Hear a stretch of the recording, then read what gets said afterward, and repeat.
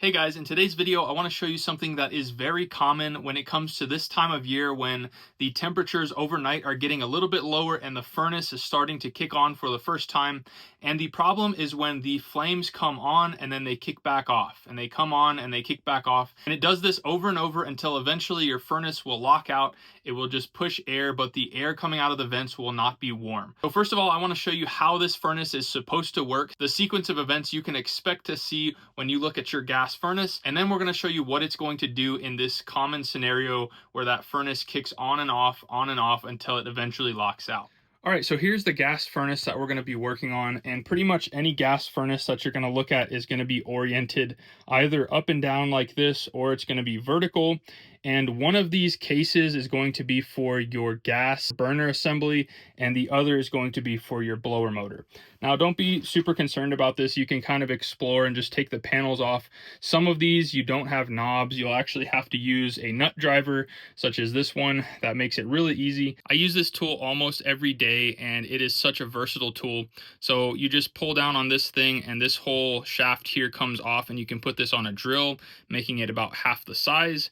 And it goes from 1/4 inch all the way up to 9/16. And every one of these sizes, of course, is going to have a magnetic tip, which makes it really easy to use. So at any rate, we're going to take one of these off. In my case, it's going to be this top assembly, and that's going to give us access to the burner assembly. So we're going to show you exactly how this should function from the time you set your thermostat to heating mode until the blower motor kicks on. We'll show you everything that is supposed to happen. All right, so the very first thing when you put your thermostat in heating mode is your inducer is going to kick on. Now, this is the device that's going to pull all the exhaust fumes out of your home. This could be a PVC or a metal vent, depending on if you have a high efficiency or a standard efficiency furnace. The next thing is these pressure switches will say, okay, we have enough vacuum being drawn and pulling out, and we're okay to proceed. Now, after this has proved that it's pulling enough vacuum, the next thing we'll see is this hot surface igniter start to glow red. That's going to glow for about 10 or 15 seconds, and then the gas valve will send gas pressure into the burner assembly. There we go. Our furnace has officially lit. We see nice blue flames in there. This will run for about 30 seconds or so to heat up the heat exchanger behind here. And then the last thing that's going to happen is this blower motor is going to turn on, and it's going to push the air across that heat exchanger through this coil and into the supply vents. Now, the component that we're going to be looking at is this guy right here with the white wire. We see that metal rod that goes up in there. That is the flame sensor. Okay, so our blower motor came on, everything is functioning how it should, and that's the sequence of events that should take place on your gas furnace. Now we'll go up to the thermostat and turn the furnace off.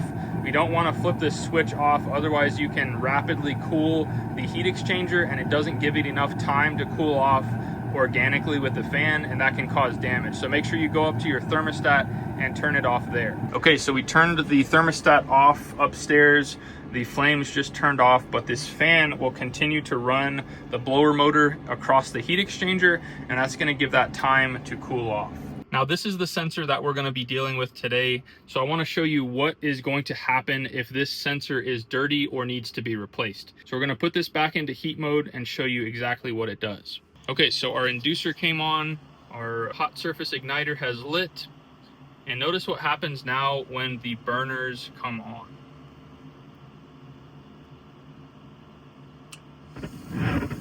Okay, so that lit, and after about 2 seconds, it turns off, and it will continue to cycle and do this. The inducer will stay on, and eventually it will come back to where the hot surface igniter turns on.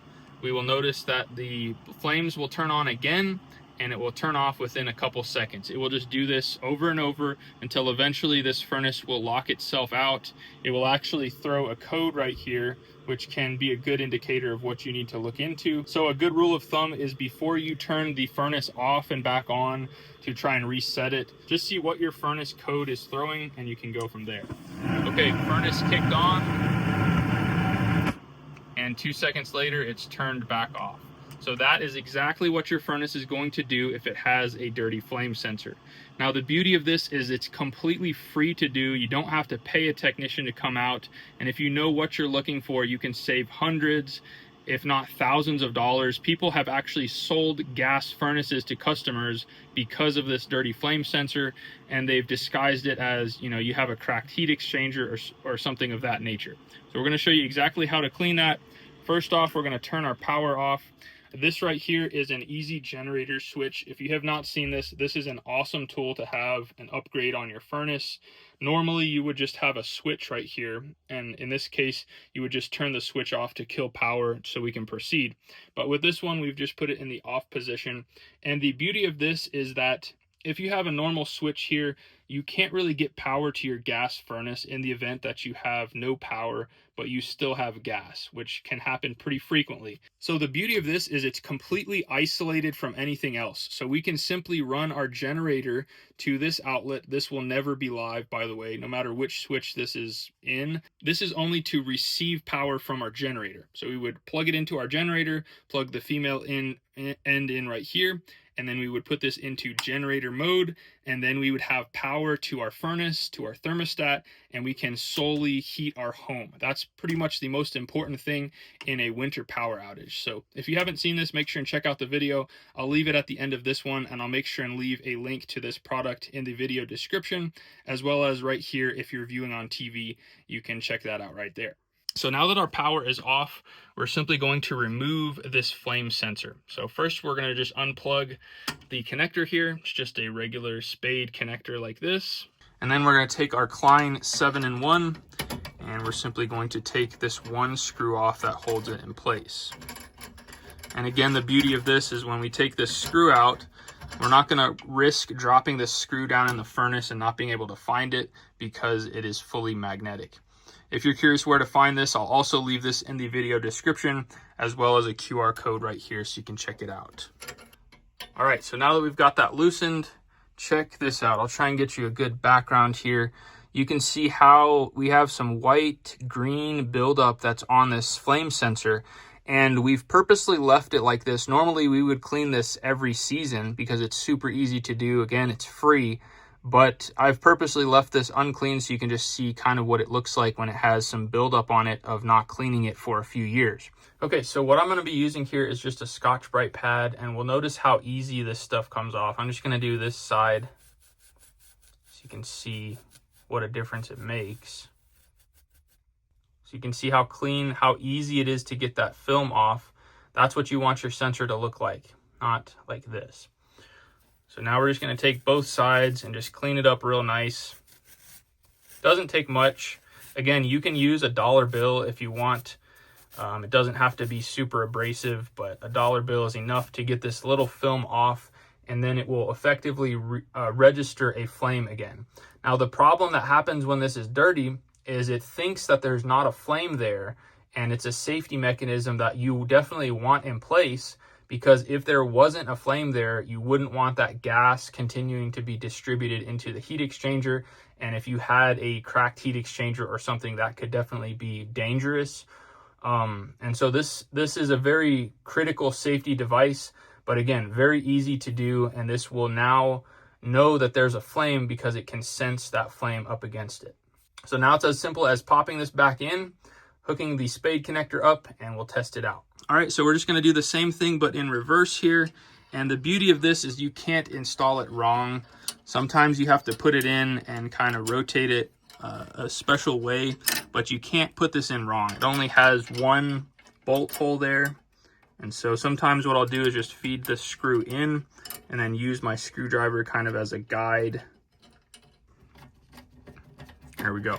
Now, if your flame sensor is in a weird position where it's not facing outside, ACIQ makes this really easy to replace this flame sensor. But I've seen a lot of gas furnaces, especially Goodman's, that are pointed like straight down, nearly impossible to fit a full-size screwdriver in.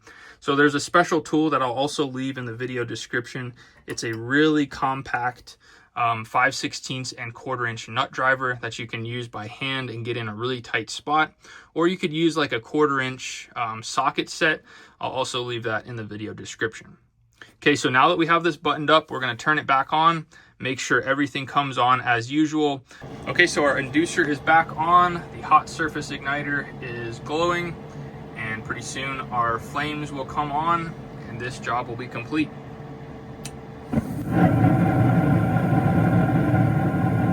There we go. Flames are staying on. They're nice and blue. That's exactly what we want to see.